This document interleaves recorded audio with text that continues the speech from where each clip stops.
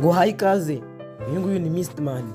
Iyi ngiyi ni inkuru irambuye, inkuru yacicikanye, inkuru idasanzwe yabaye ku mugabo wabaye amara imyaka 41 mu ishyamba atagera aho abantu bari, atazi ukuntu isi imeze. Ngo haye ikaze. Iyi ngiyi ni Ngwino TV. Ikaze. Ahagana mu mwaka w'1972 igihe intambara ya Vietnam yari irimbanije, Ho Van Lang yari umwana muto. Se Ho Van Tan yiciwe umuryango, abagore be n'abana babiri, n'igisasu cyatewe n'ingabo za Amerika. Kubera agahinda no gutinya ko bagiye kuzabica bose, Ho Van Tan yahise atoroka ajyana n'umuhungu we Ho Van Lang. Bari kumwe bajya kwihisha mu ishyamba. Icyo gihe Lang yari afite imyaka 2 gusa. Imibereho mu ishyamba, Lang n'umubyeyi we babayeho mu buryo butangaje. Bubakaga inzu mu biti hejuru y'amashyamba, bambaraga imyenda bakoresheje ibimera n'ibyatsi. Ntibigeze bagira interineti, radiyo, amashanyarazi cyangwa amakuru yo ku isi. Barobaga amafi, bakarisha imbuto, bakarya inyamaswa zo mu ishyamba. Ntibigeze bamenya ibijyanye n'ikoranabuhanga cyangwa amahoro. Ntibigeze bamenya niba amahoro yarigeze yongera gutaha nyuma. Bari bizeye ko intambara igikomeje, bityo baba mu bwoba imyaka 40 uko basohotse mu ishyamba.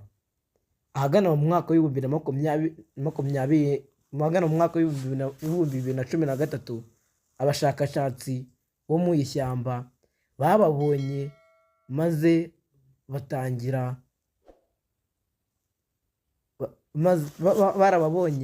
maze batungurwa no kubona abo bantu babiri baba muri ubwo buzima bwo hambere. Babajyanye mu buzima busanzwe, ariko byasabye igihe kugira ngo Ho Van Lang amenye ikoranabuhanga, abone televiziyo, imodoka n'ibindi. Ibyabaye nyuma, Lang yaje kumenyekana ku isi hose nka Tizan wa Vietnam. Yabayeho igihe gito mu buzima busanzwe, asura ibitaro, amashuri, abwirwa ibijyanye n'amategeko n'intambara.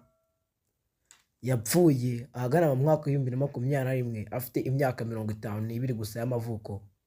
Bishoboka ko ari ingaruka zo guhindura ubuzima bitunguranye.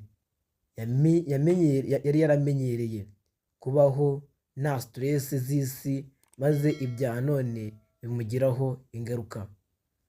Iyi nkuru iragaragaza neza uburyo abantu bashobora kubaho imyaka myinshi batagira ibyo twita ngombwa mu buzima bwa none, interineti, telefoni, ikoranabuhanga, ariko bakabaho neza mu mahoro yabo.